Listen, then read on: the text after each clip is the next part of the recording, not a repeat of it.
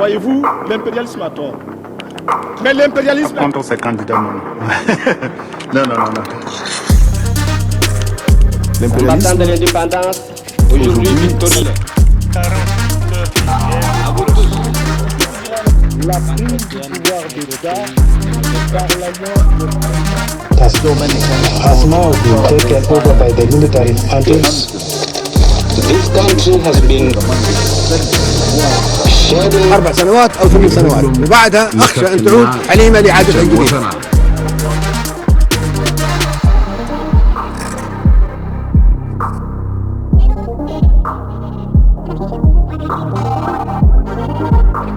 Nous célébrons donc cette journée dans un contexte un peu particulier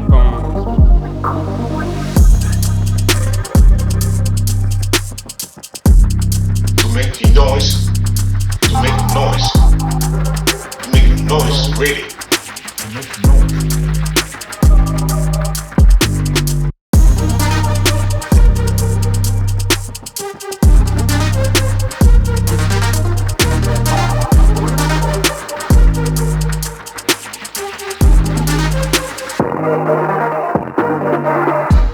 Hi guys, welcome back to the African Footprints podcast. It's been quite a while since we finished season 1 and we are back with season 2. Season 2 being hotter, better, and we have so many more stories, and this time we're doing things a little bit differently so that you won't get bored of my monotonous face. We will have so many guest features, including the man behind the camera and so many other people who will be coming here to tell you the stories.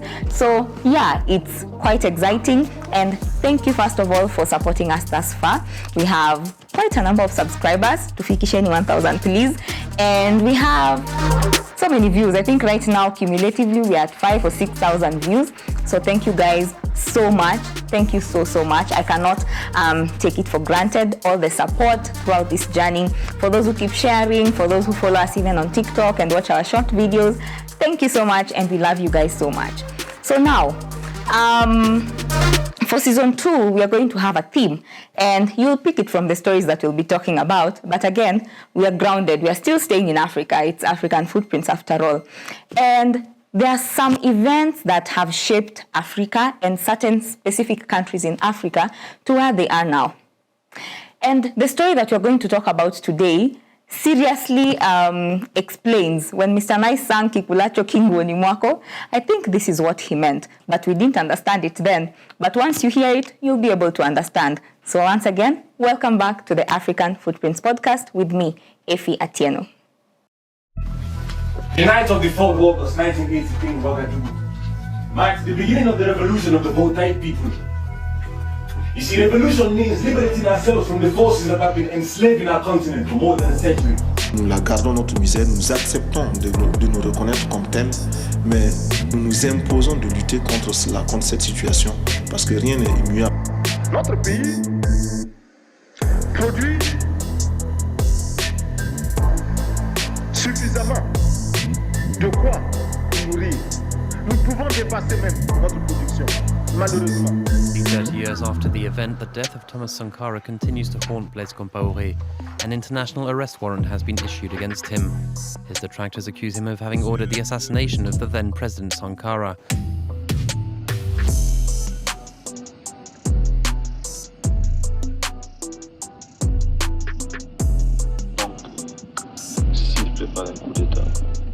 Il faut là être vraiment fataliste et se laisser aller.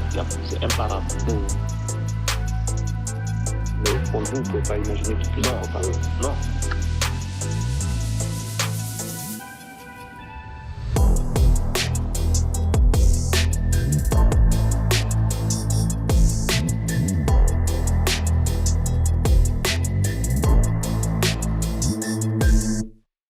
Our story today takes us back to the year 1983 in a state called Upper Volta. Upper Volta currently is known as Burkina Faso, what is termed as the land of incorruptible or honest men. Well, like your Deputy Rigiji, an honest man. Anyway, so the date is August 4th of 1983, and around this time, Upper Volta had already gone through several coups. I mean, we all know right now there has been another coup, and we have a new president who was installed by the military regime. But at this time, Upper Volta had gone through 2 coups already. Actually, I think it's 3. We will find the correct figure. But they had already gone through their 1982 coup, which installed their new president. The new president being Jean-Baptiste Ouedraogo. I will mess a lot of names because they're in French, but yeah, I think we'll have the names there so that you all can just see them. So the new president installed by the coup in 1982 went in with a regime that supported him, both the radical views and the conservatives really supported him coming into power. So once he came into power, there was a problem. He was not really able to control the state, simply because of the 2 conflicting views, like we had said, the radicals and the conservatives who actually supported him. So it got to a point that there was a lot of tension and there was a political stalemate because nothing would move, decisions would not be made because of the conflicting views of these 2 separate groups. Now at this point, there are 2 men here who will be our key focus, especially now and going forward, because Thomas Sankara is a man we'll have to talk about once again. So Thomas Sankara and his bestie, his best friend, Blaise Compaoré. Now, these 2 men were friends, so to speak. They were together in the army, both of them being captains, and their relationship was good. At this point, they were best of friends, and if one thing happened to Thomas Sankara, you would trust that Blaise Compaoré would come through for him, and vice versa. So, as it was expected, because of the political tensions that were happening between the radicals and the conservative groups within the government, and as headed by Ouedraogo, it became a little bit tensed, and Thomas Sankara, together with a few other officials, were arrested. Now, upon their arrest, of course, Blaise went down and started thinking, my friend is in jail. I don't think that's something they wanted, together with their party that they had formed. And they came up with something which is known as the August Revolution. The August Revolution is what now we know as the 1983 Upper Volta coup d'etat. And what happened, Blaise Compaoré, together with other people, decided to organize a coup. And this coup was meant to oust President Jean-Baptiste. And this is because, 1, they were not happy with his leadership, and 2, because of the political stalemate that had been occasioned by the radicals and the conservatives not aligning, especially when it came to very serious political decisions, including one of the hot topics at the time was their relationship with Libya and the current president of Libya, who was the late Muammar Gaddafi.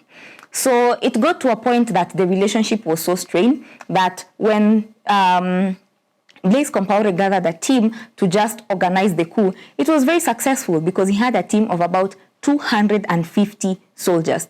Now, I'll mention this just now. Despite having so many soldiers, it was not such a bloody coup because I think the body count at the end of the coup was about 13 to 16 people who died as a result of the coup. So now these 250 soldiers decided to work very strategically. And under the leadership of Blaise Compaoré, they were assigned different cities to be able to attack. And he was a very smart man at this point because he mobilized his troops and said, this group will attack at the presidential residence, this troop will attack the capital, this group will attack the radio station. And as you'll see in another story that will also follow this one, well, the radio station is one thing that everyone seemingly wanted. And I understand it was the most common means of communication then. So yeah, they attacked the state capital, the radio station. They attacked a few cities, very key cities. And one of the main area of attack was the army base. And that meant they were able to neutralize any counterattacks that would come against them. So for them, the coup was going to be successful simply for that reason, among many others. I mean, they were properly organized. They were not chaotic. There were no sellouts within the group. So as people got wind of the plans that Blaise Compaoré had against the Jean-Baptiste government, things became thick. And because Jean-Baptiste didn't want any bloodshed or anything, remember, he also came into government as a result of a coup. He just went, called aside Thomas Sankara. Thomas Sankara was a gentleman. and just called him aside and decided to have a conversation on how they would avoid the coup. And Thomas Sankara, being a gentleman or, an incorruptible man, which he later named the country, decided to agreed to talk to the president, to the friend.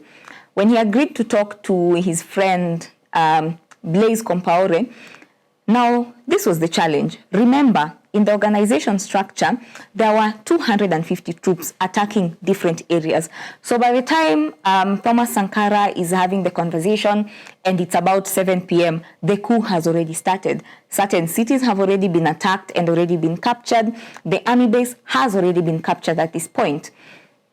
So this is still not within their knowledge. Remember, he has been freed from prison just to have a conversation with the current president, Jean-Baptiste, and they come to an agreement, okay, hey, you know what? I am going to talk to Compaoré and we can see if he can halt the coup. There is no need for a coup. The current president agreed that he might just agree to step down. So there is no need for a coup. But it was a little bit too late, because by the time he was going to have a conversation and arriving to where Blaise Compaoré was, the coup had already started and had already advanced or made serious progress in terms of the places that had been attacked. And by around 10 p.m., Blaise Compaoré and some of his troops had arrived at the presidential residence. Now, a few minutes later, at around 10:30 or 11 p.m., that's when Thomas Sankara arrived at the presidential residence. And at this time, they had already captured the president and his wife and his family. But here's the thing. They did not have any beef, for lack of a better term, with the president. So they made him an offer. Hey, you know what? You can just flee the country together with your family and you can go to another country. But because President Jean-Baptiste loved Upper Volta so much, he decided to stay. And since he decided to stay, they made him an offer. And part of the offer was this. One, since Thomas Sankara had become president, remember, Thomas Sankara had had a conversation with Ouedraogo, and he was really not for the coup again. He really did not want to have the coup. It's not, he was not someone who liked fighting, despite being a soldier, being in the army. He loved his country so much, so he didn't want bloodshed in the country. And considering the fact that they had just had a coup a year before that, and that meant this is just a new government, it's a new regime, they have not really had time to do so much. And I think till now I really don't understand why they were ousting Jean-Baptiste, because there's no record of any serious wrongdoing or any corruption scandals within that 1 year. Maybe they just didn't like him or his leadership style, and they felt, it's time to go. So as this is happening, they go to the radio station, and the current president now, Thomas Sankara, announces via the radio that he's now the current president. The regime of Jean-Baptiste Ouedraogo has been ousted, and this is a new regime. I have forgotten the name of the party, but we'll put it down here for you guys. And now the Revolutionary Party is in power. And like I said, they didn't want any bloodshed. So they offered the previous president a good package. But it was on one condition. He steps down from the army, he's ousted from the army, and never at any point should he be allowed back into the army. And this is because this guy had conducted a coup successfully in 1982 and got himself into power. So they did not want any other attempts by him or people he had worked with, because some of his colleagues were still in the army, people he would radicalize or mobilize and have another coup. So they avoided that. And that meant he was out of the army for good.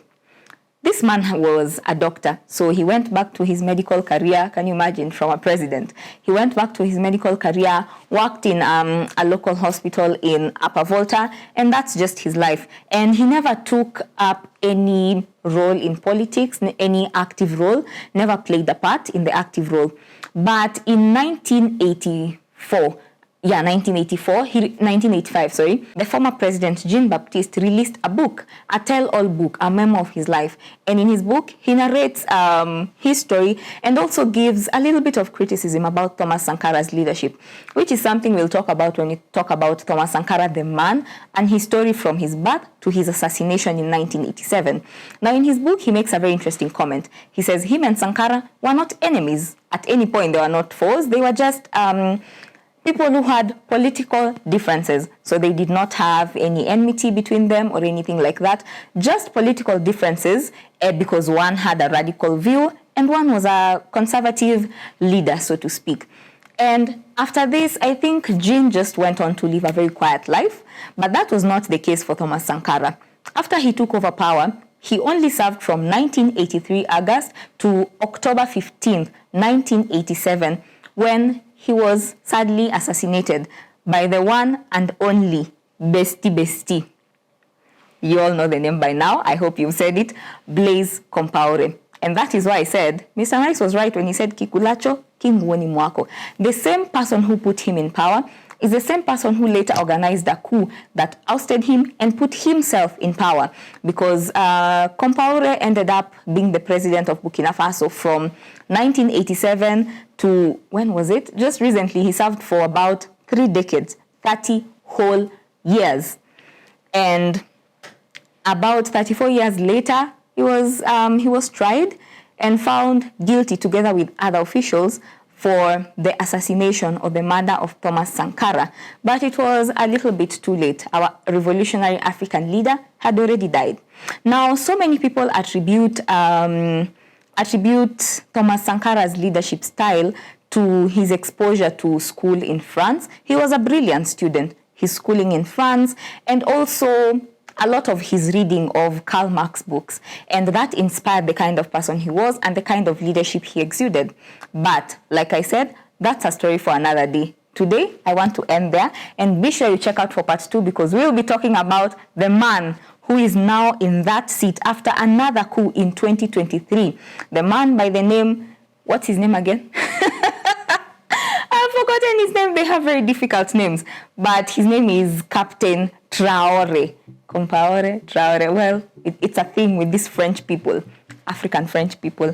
So yeah, we'll have a conversation about Captain Traoré and how he organized a very successful coup, very successful, one of the most successful ones we've actually seen in the modern age, in the 21st century, and how he's now the current leader of Burkina Faso, and essentially his plans, because he says he's here to finish the work that was started by Thomas Sankara the late.